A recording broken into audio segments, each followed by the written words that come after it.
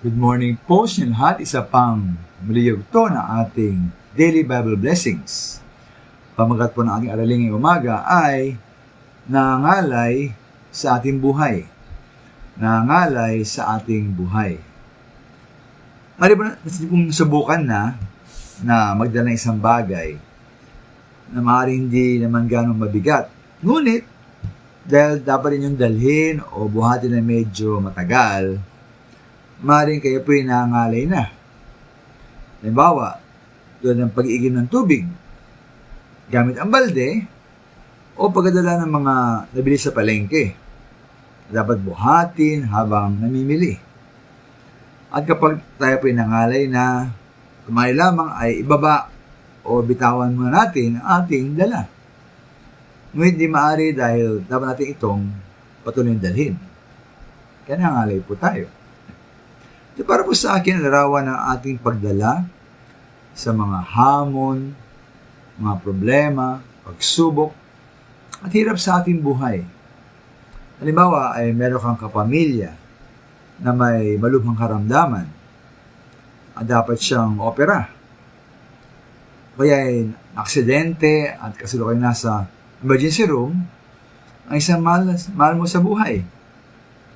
Hindi mo alam kung gaano katagal gagaling yung may sakit, o di mo alam kung gaano talaga kalala ang kanilang kalagayan, o sila nga ba'y gagaling pa. Napakahirap po, hindi ba? Diba ito ay napakabigat at nakakangalay sa ating kalooban?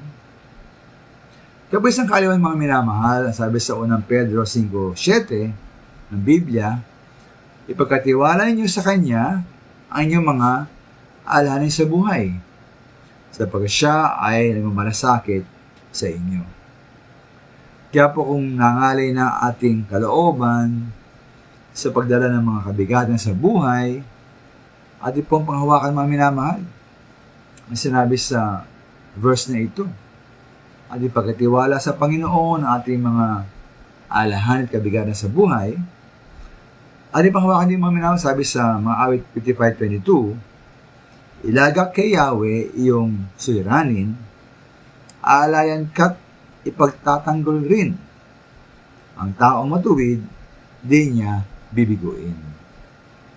Kaya po kapag nangali na po ating kalooban, parang ngawit na kayo, dahil sa mga kabigatan sa ating buhay, dapat po tulungan tayo ng Diyos, higit pang magtiwala sa Kanya.